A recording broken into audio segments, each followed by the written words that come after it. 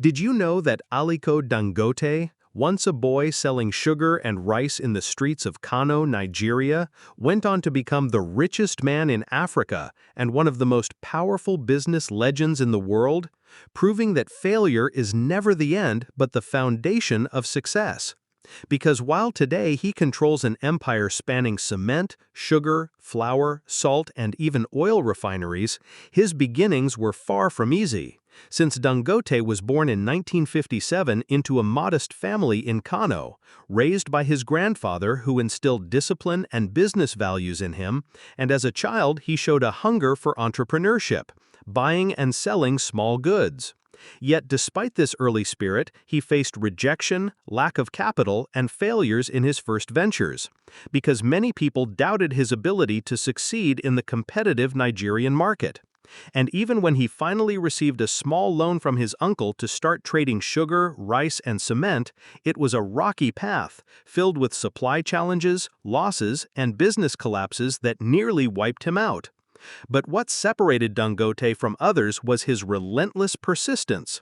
Instead of giving up, he reinvested profits, built strong relationships, and looked for long-term opportunities where others saw risk. And his real turning point came when he realized Nigeria was heavily dependent on imports for basic commodities, which meant that local manufacturing could change not only his future, but the future of an entire nation. So he shifted from trading to production, building Dangote Group.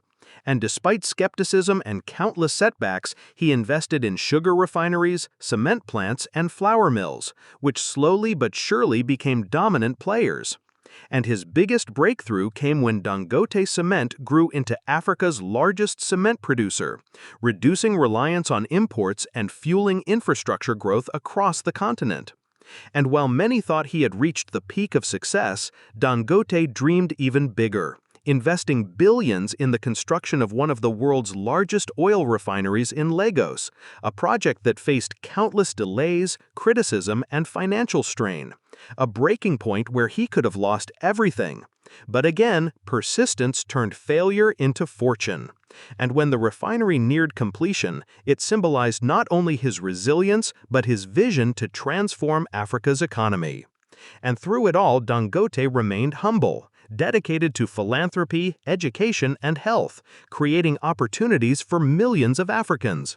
And so his story reminds us that failure is not the opposite of success, but its foundation. Because without the struggles, rejections, and doubts, he would not have built the strength to rise.